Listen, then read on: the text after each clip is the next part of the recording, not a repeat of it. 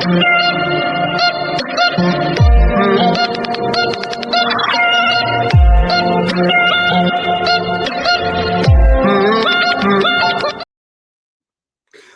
going on, everyone? It is Monday, and we're going to be covering 3 of the underrated indies we think you should be checking out. And as you can see, I got 2 guests with me tonight. You already know one; he's been here before, and that's Talking Mike. But you don't know this guy. We're going to let him introduce himself. Hey guys, what's up? So I'm Jen Graves, or better known as Bard's Tavern these days. I am Mike's other half on the Otakuology podcast.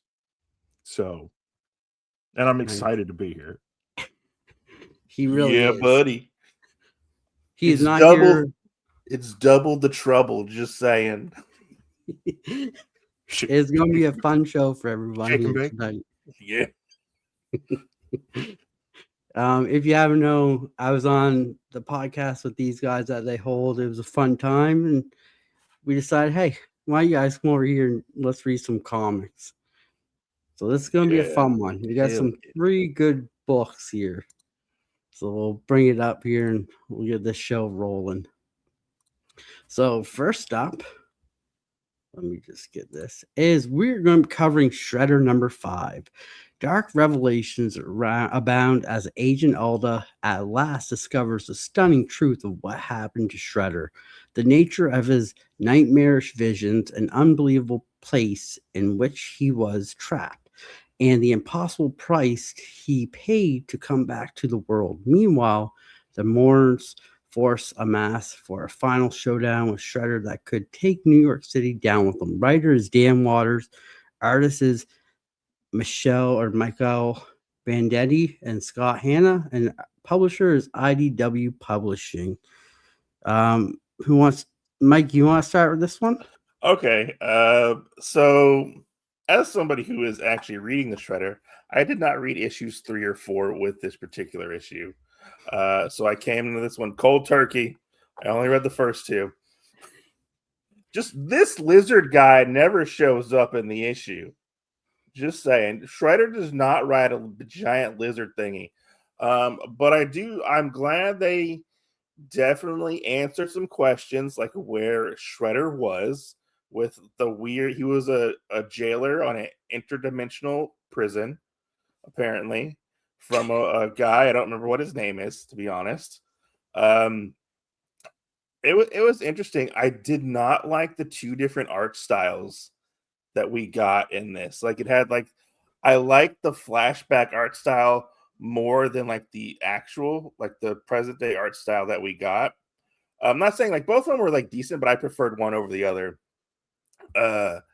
It was a decent issue. I've had my issues with the Shredder series as a whole, to be honest. I think the quality should be a lot higher than it actually is, but I thought this was a decent story when it comes to the Shredder dealing with getting back and trying to find it was classified as a dirty dimensional bomb, but now it's a dimensional defibrillator, I think it was. Yeah. Because they want to jumpstart the heart of the universe and restart the universe or something. My favorite part of this, honestly, was when the Turtles were watching TV and they saw the Shredder was back in New York City because they thought he was dead or whatever. I don't remember what exactly.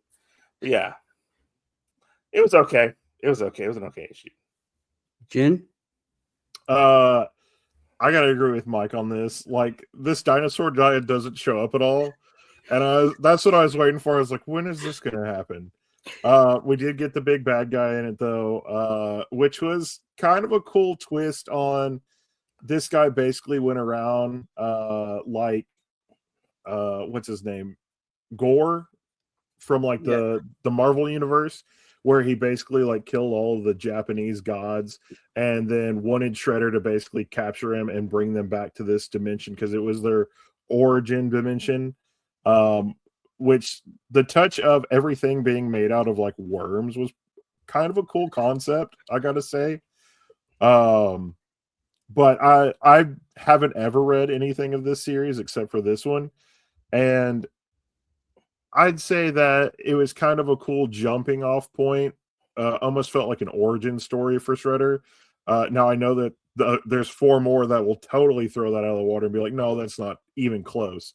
But I have to agree with Mike too that the best part of it was, oh shit, Shredder's back, and it's all the turtles like sitting there eating pizza, like, holy crap. So let me ask y'all, did y'all know the significance of the worms? No. Okay, so if I remember correctly, it's referencing the original Mirage run where the Shredder got brought back by like these space worms. And he gets made out of these like magical space worms. If I remember correctly, that's what the worms are referencing. Yeah. Is in that. Okay. But yeah. Yeah. And then I would say my only other part that actually is the meat and potatoes in this for me is Shredder referencing how a butcher uses a meat cleaver and how sometimes it can cut your finger. And as all the stuff's going on, like you're jumping in between the guy like hunking up this piece of beef and the Shredder cutting through like this group of worms that's like this guy's arm at that point. And then he falls out of the dimension and he lands. And if you look in the background, the butcher's sitting there, and you're like, no way. So when we got to that part with the butcher, I thought that was the Shredder as a butcher because they look very similar. They do. Oh my gosh. They did. Yeah, no, I thought this was good. This is the first time I read this book. Wait, I thought really? the art was Oh wow. I thought the art was pretty good. The story was really good. We got like the kind of flashbacks of Shredder's origin, which I thought was pretty cool because I don't know much about Shredder, so that was pretty cool to kind of learn a little bit more of his backstory and his origin. But what I thought was weird, like Shredder's like a bad guy, but yet he's being a jailer for another bad guy. So it was like, is he like good now? So- Then bad? So in the last IDW run, if I remember correctly, he sort of got reformed a little bit and he wasn't as bad as he used to be. And he actually, I think he ended up dying and get reincarnated, and he went to hell at one point. And he comes back and he like lets like the Splinter like run the Foot Clan and stuff. And that's why he left and stuff and went off to, where was it, Dimension Z or whatever it was and stuff. Yeah. There's a lot to it. You kind of have to read the other 150 issues. Yeah, I'd say. But then I thought it was funny too, like they're talking about that bomb, but she was like, I'm doing this for Shredder to build the next world in his image. Yeah. Yes. She's upset because Shredder didn't pay attention to her as like a student, because she was one of Shredder's students. Which Okay. I wasn't wasn't that sure if her- it was a student or if it's his daughter. No, it's a student. which Okay. wasn't that her at the end when she turned in? Was it her that turned into the Kitsune? Yeah. Okay. I was like, you're kind of a hoe bag because you're taking on the image of the woman Yeah. thing that he loved, and now you're like, I'm gonna be that. And I was like, what the hell? Yeah, because in this turtle mythology, like the Shredder, Splinter, and the Turtles, they're all like reincarnated from like past like beings in Japan and stuff. So Okay. yeah, it's a whole different thing. But yeah. And then what got me was they start out with him on a plane, and like, is he a prisoner of the FBI? Yeah, Like- he's a prisoner. Okay. 'Cause Yeah. I was like, what's going on here? Like, Yeah, they captured him in issue 1. They capture him, and he basically like has to like do their bidding to like find these people and like make things right. He's kind of like a one-man Suicide Squad type of thing. I'm glad you know about this. Yeah, sure. I mean, yeah. He's the only guy who's reading the series. I'm the only guy who's reading it. I was like, I'm reading this and I was like, I'm jumping in at issue 5. Dan and Mike have probably both already read issues 1 through 4, and I'm just going to be completely out of my element with this and be like, I don't know what's going on here. No, you're good. So out of 5-star rating, what would you guys give it? We'll go with Jim. What would you give this a 5-star rating? I'm going to give it a 3. I did enjoy it, but I just feel like there was a lot lacking, especially with the other 2 that we read, almost pushing, 30 pages or almost more than that. And this one was kind of like barely over 20. I thought they could have given us a little more in that to actually sink our teeth into, but it felt like it was rushed. So I'm going to say 3.5. Nice. Mike? Or a 3. I'm going to give it a 3.5, I would say. I did enjoy it for the most part. It is continuing the story and is moving the story along quite a bit from what last point I read it at. And things are starting to come together a little bit more, I felt like. But like for me, like quality wise, I felt like they need to like push the artwork a little bit more and actually hire. I'm not saying they're not competent artists, because they are competent artists, but like, and it's a Shredder book. We don't get Shredder books that often. It needs to be like a high quality book, in my opinion. Nice. I'm going to give this a 2.5. Oh, I like the story because I like Dan Waters' writing. Dan Waters did Dark Patterns by Batman. He does Nightwing. I really love his storytelling, and I thought that was a good, in this issue, I thought his storytelling was good, his flashbacks and everything, but like the art just missed it for me. And I mean, one big downfall is we didn't get Shredder riding this lizard. You make it the cover with Shredder riding the lizard, and you don't even get it in the book. Yeah. So that's a downfall to me. I was kind of curious how he survived the plane exploding above New York City. Him and the girl. And how did they get to the people who blew up the plane so fast? Yeah. I don't know. The lizard. I think they jumped out of it. Did they jump out of it? I think they jumped out of it in the canal, because you saw where the pilot was like poisoned or whatever. Okay. And then the whole scene where it's like, oh, we're here to get him, and he's like, I swam like half a mile down river and came back. Yeah, you're right. That was one of the other parts that I really liked, is as you get the guy that has the fucked up face, you get his like epic monologue of what he's going to do to Shredder, and I'm going to rip his face off.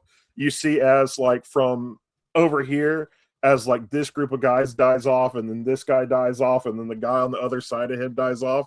And then he turns around and goes, oh, shit. I laughed too, because you just brought up a great point. Shredder ripped his face off and then threw it at one of the guys to beat him, to kill him. Is that what that was? Yeah. Okay. I thought he had some kind of weird jelly thing. I didn't realize it was his face. Yeah, it was the cobra's face or whatever. Yeah. He cut it off, and then he was like, oh, you don't have any weapons. And he's like, oh, face Ninja Star. Yeah. It was hilarious. That part was hilarious. All right, moving on. We got White Sky #1. 5 years ago, the sky turned white and the world ended. Violet and her father, David, are forced out of hiding and flee towards the ruins of San Francisco, where they believe they'll be safe. But in this haunted world ruled by ghosts is no place safe. Writer is William Harms. Artist is John Paul Mavina. And publisher is Image Comics. So this book's hot right now. It is going on the secondary market for anywhere between $60 to $100 right now. Oh, geez. And it just came out. Yeah, it just came out. As we're recording 4 days ago. Yeah. It's crazy. So this one was really good. If you like paranormal meets Walking Dead meets like The Last of Us, this book's for you. because it was super good. The art in it really was really good. The story, I thought we could have learned a little bit more about the characters, but that part kind of felt like we didn't get to learn more about the father and daughter. Well, I think we learned enough, I would say. Like we dipped our toe into this world. Like I didn't even know the father's name was David. I don't think I they didn't know brought that that either. I don't think they brought that up in the book. But No. like I like that it gave us little things here and there about the world. Like they're in San Francisco, like they have weird like cold snaps, I think it was, when like the ghosts show up and it becomes like freezing cold and stuff. And I like that it was set in like a post-apocalyptic thing, and we got like them having to survive and learning little things about them, like Violet's mom passed away, and whether or not she was going to remember her mom if she lost this picture that she had and stuff. But yeah, it's if you read the thing at the back, did y'all read the thing at the back of the book No. where he talks about like the inspiration and stuff from like Oh no, how I he didn't know created. that. So he talks about like the inspiration about like how he created this book and stuff, and it's not David's story. This is not David's story. This is Violet's story. Right. So right. I don't even know if we're going to be seeing David ever again in this book after what happened to him. No, I would say that's kind of what it is. Is that's going to be her drive? Is Violet's going to go try and find David, and that's what we'll get. And I completely agree. Like this was a really good one. It gave us just a little like taste, and I think it made you want to ask enough questions that you were at least going to try and pick up issue 2. And then try that out, because if issue 2 like wasn't going to be that good, at least you picked up 2 issues. R.I.P. Jerry with the shotgun to the face. Oh my gosh, right. R.I.P. Did he ever? Right. And I love the fact that we got like far enough away from it, and it I think it did remind me a lot of The Last of Us with Joe and Ellie. Yeah. And how their whole journey went, and then we had like the whole thing about the mom, like, oh yeah, this happened, and then them kind of like wishing for a better tomorrow of like, will we ever be able to return home? And it's like, no, it's all burnt. We'll never be able to do that. Now, I do have one question out of this that kind of I would argue with the writer of it, and that is, since it's Ghost, would they actually be able to cross the water, because they couldn't cross the salt field? That's true. It's true, but they did. There was a bridge that they were supposed to cross. That's true. Later on. That's true. Yeah. This is what one panel I thought was cool, and it's these like Nazgul, like from Lord of the Rings type of characters. Yeah. That are the ghosts. Yeah, and her trying to like get protected. Like, I don't know if she was like talking to herself at that one point, but that was a pretty like terrifying scene. And, I think that's her mom. That's her mom? Yeah, I think that's going to end up being her mom, and we find out like her mom's a ghost. Yeah, and the whole scene where she's like puts the ring of salt around her, and then at the end she has a fucking gun in her mouth. Yeah. Ready to like kill herself, and I was like, damn, she's about to Kurt Cobain it right now with that M16 that she got in her mouth. It was a pretty like brutal book. Yeah.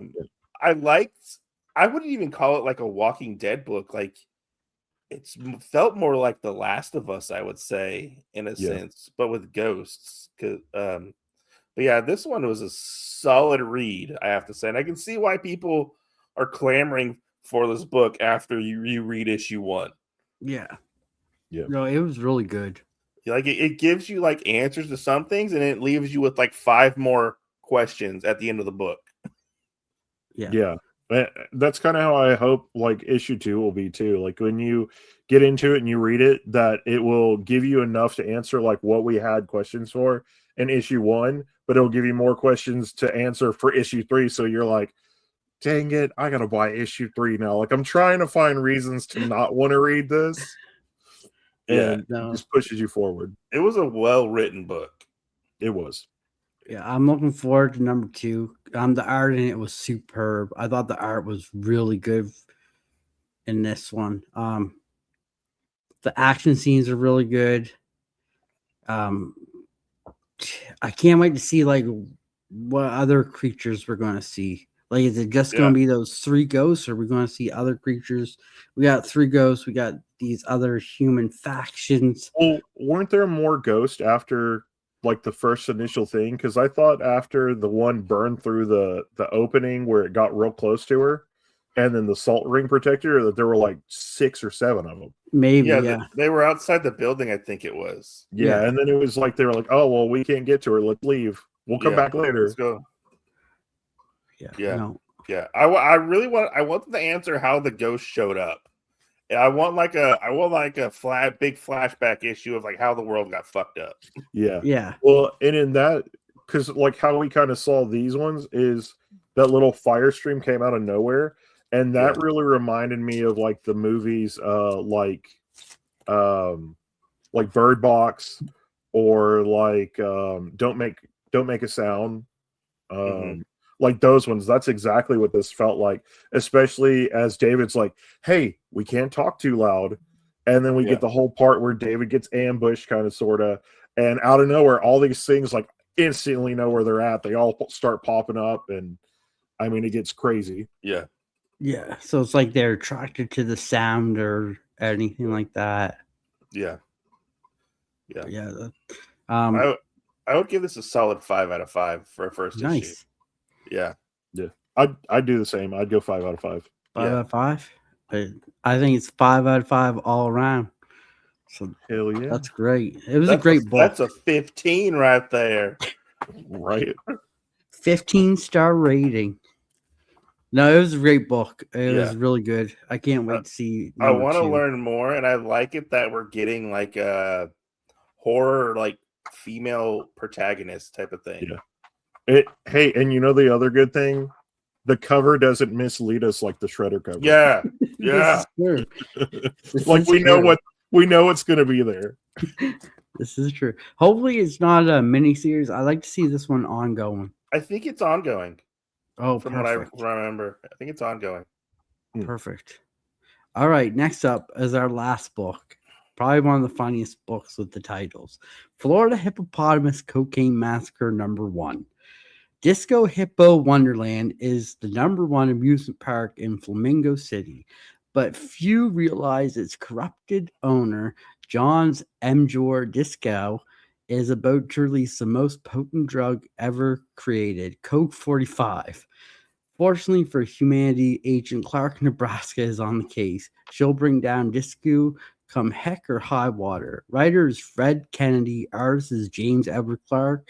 Publisher is Mad Cave Studios. Nebraska was hardly in this book. I don't know why. I don't know why she's in the description of this book, because she was in like maybe like 5 panels of this book. Yeah. Misleading. And she looks like a knockoff Laura Croft Tomb Raider. Yeah, I would say that. Man, I'd say like Laura Croft meets Barbie. Yeah. Like that was pretty close. I felt like I needed drugs just to read this fucking book. This book was crazy. Yeah, no, it was fun. Like when it starts off with with a message from the first lady saying, "Hey, don't be getting those marijuana cigarettes, and you don't want to be doing drugs, because if you do drugs, you're going to be a commie bastard, and we don't want that in our nation. Let me show you what happens when you do drugs." And they put on a videotape of what we're reading. When I started reading that part, I was like, I think Dan curated this to me and you. Since we're covering Stranger Things, I was like, the commie bastards in this too. I know, they're in Stranger Things at the mall, and now they're at the Hippopotamus Wonderland. Yeah. This was so weird, and every time I saw the bad guy, like my skin crawled. Like the way they drew him, and he was just so like morbidly 600 my 600-pound life, morbidly obese. And he was on that little rascal thing, and it wouldn't move. They had to carry him. They had to carry him, and he had like IVs attached to him, and like vital readers on his like chest and stuff. And he was like, I'm parched. I need a drink. He's like sweating, just coming like as they're walking. He's like drenched in sweat. Yeah, this thing was like freaking insane because they all think he's like some philanthropist, which he doesn't look like one. And like, why don't people question like the armed guards with the AK-47s and like the tactical vests that are with him and stuff? Like he's not hiding the fact that he's a fucking scumbag, like at all. He looks just like the Colonel Sanders ate too much chicken or something, you know? Like he ate his own original recipe. Yeah, he ate his own recipe. And then we find out like not just the feds are on the case, like the Flamingo PD is on the case too. And we get Mikhail, who is like a fucking murder machine. Like that was insane. Like him like zip lining with a person. Yes. And just see, but I feel like you can't really take this one too seriously because everything was a joke. Yeah, you like can't even take it too seriously. Like even in this description, Coke 45 was a play on Colt 45. Yeah. You know, so like you're going through it, Clark, Nebraska, you're like, oh yeah. You know, the fact of like after the scene that you're talking about where the guy used the person to slide down the line, cut him in half, and they're like, we have the best like Medicaid and everything in the America, you know, like it was very much like a fool of itself, and I love that aspect of it. It was, and like the references to like, you know, like the 80s like drug stuff. Yes. And then like I love the scene where like the feds finally come in and they're like, oh man, I'm gonna go see my kid tonight. We're gonna have dinner. Oh man, it's I'm on my last week. I'm gonna retire. And then like they all just died. Yeah. What I thought was funny is even the hippopotamuses start talking. Yeah. Like they're like, look at all these dumb humans. Like, yeah, I felt sorry for the hippopotamuses. I kind of wonder if there will be any like more like raunchy scenes in this, because like you have Agent Nebraska that like is busty and all this other stuff. Like if there's not some kind of like innuendos or whatever in like future issues, I'm gonna be highly confused on this. It very much felt like an exploitation film type of thing, like Grindhouse type of thing.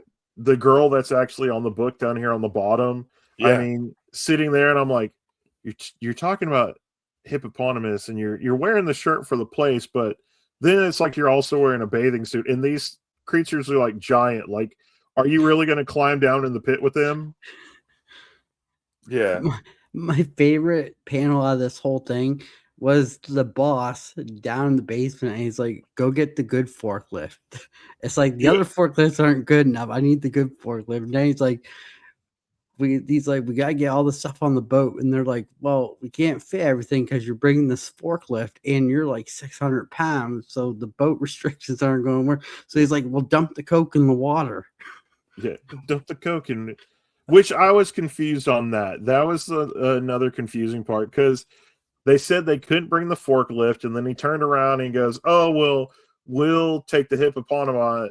And then it's like, oh, well, you can't actually take those. We don't have room for them. He goes, oh, well, we'll get them.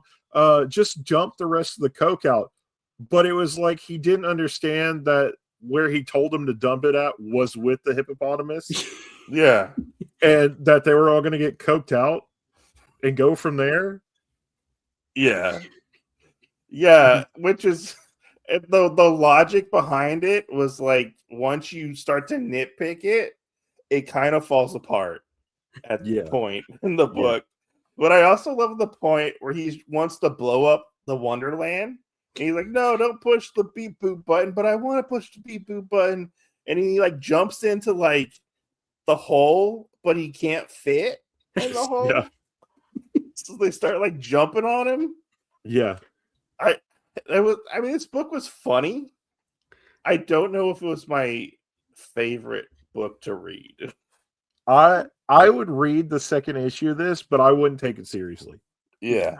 I don't think it takes itself seriously. I mean, No. look at the name. Like, Yeah. like it obviously doesn't take itself seriously, but it does remind me of like other things that we've covered, like Bean Bandit with the car scene, just shoo, using it as like a torpedo, and you know, like the whole part where the guy's like, I'm not gonna hide behind this elephant with cankers on its rump.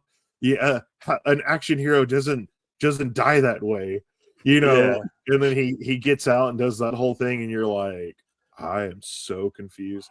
And then you have the where all the nurses like pull out like Uzis and stuff. Yeah, they're all The dressed nuns? like Catholic nuns, Yes, but they're his nurses. Yeah, I'm curious to see like where this one goes. Like definitely, because I believe it's only a 4-issue miniseries, so it's not a big like time commitment and stuff. But like, I think there were I didn't expect it to be so over the top like it was. Yeah. For me, it was a little too over the top at points, but I still enjoyed it for the most part. But there were some scenes where like they were drawing like people, and I was like, these people look disgusting. Yeah. I think this is one of those books you have to go in open-minded and just not like try. It's just a fun book. I will say though, the art is like very stylized and it works. Yes. It works for this book. And like it's I didn't expect it to work. Like I thought this just to be like very much like a one-hit wonder type of book where like, oh, it's you think it's gonna be good, but it actually ends up being like a decent book, you know. Yeah.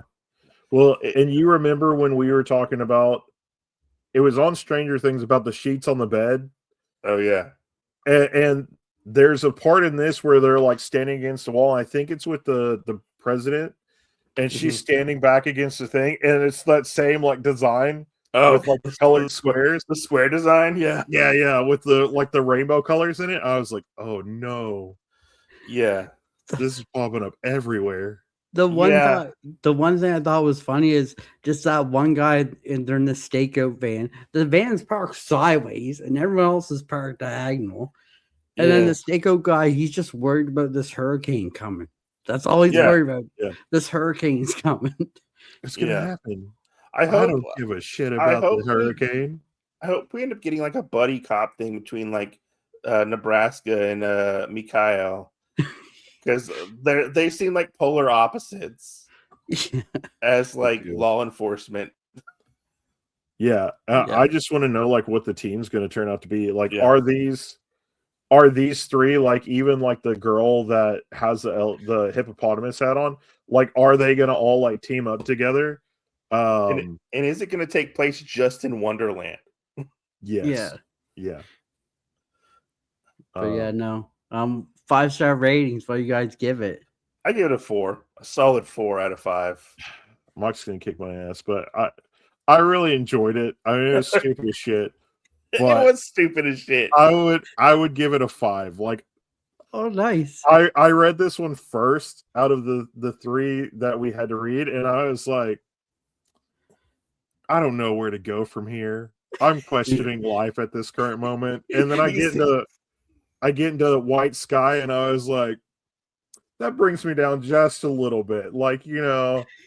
And you know, but with both of them, like complete opposite comics, like how they are. One of them's very like strict to the rules. This is what the world's like. This one's like, hey, we're gonna take all that and throw it out the window. Let's make something new. And then you get Shredder, and like it didn't compare to either one of these at all. So you know, like, nice. Well, I give it a 4.2. 4.2 for me. Okay. It was exactly like the title for the comic said. It was a Florida hippopotamus cocaine massacre, and just leave it at that. Yeah. Which the And Hippopotamus is- I will say it gets an extra bonus point because it does have one of the best titles of a comic book I've ever seen. the hippopotamuses didn't Right? even kill anybody, right? At this point. No, that's where the massacre comes in. It's Okay. happening next comic. Okay. Imagine the whole park is getting blown up, right? And all these coked out hippopotami are coming at the group of people that are trying to leave. Yeah. Like, if not everybody is trampled the next issue, I'm going to highly question this book. All right, those are our 3 books this week. Before we got here, let's go around the horn and see what everyone's got going on. Start off with Mike. See what Mike's got going on this week. Well, you can catch me on my YouTube channel, Otaku Mike. I do reviews and stuff about comic books. You can also check me out as well as Jen out on our podcast, Otakuology, which is on YouTube and all major podcast platforms. Jen can tell you exactly what we do on Otakuology. We talk about anime, retro culture, what was the other thing? Pop culture. We talk about all that stuff on the podcast. So any given day, we have just tons of different content that you can just sit there and just eat through. Right now we are doing Stranger Things with a little bit of other things sprinkled in that I think everybody will love. And then on the Bard's Tavern side for me, you can always check me out on Instagram. And I do D&D and board game content over there. Nice. And I'll have their shows links in the description so you guys can click it and go sub them up and everything like that. I'll get Jin's Instagram and I'll add it to the description too if you guys want to follow him there as well. Same with Mike. You guys can follow them there on Instagram as well. As for me, we got the top 7 indies coming on Thursday. We have the Variant show coming on Wednesday. No Gotham City Lights this Friday because I will be away, but we'll be back next week with a big show. So it'll probably be another 2.5 hour show next Friday, which will be fun. And then I got a new show debuting on Tuesdays, and it is The First Family in Marvel, the Fantastic Four. Nice. So definitely check out those shows. But until then, you can catch the best underrated indies here with me and sometimes some guests. We'll definitely have these 2 back again because it was always fun when we can catch up with Mike, who was on last Friday's show, and Jen, which hopefully we'll be able to do a crossover at some point with my guys from Gotham City Lights and Mike and Jen, and it'll be a great time, I'm sure. Yeah. But yeah, till then, guys, have a great one, and we'll see you in the next video. Later.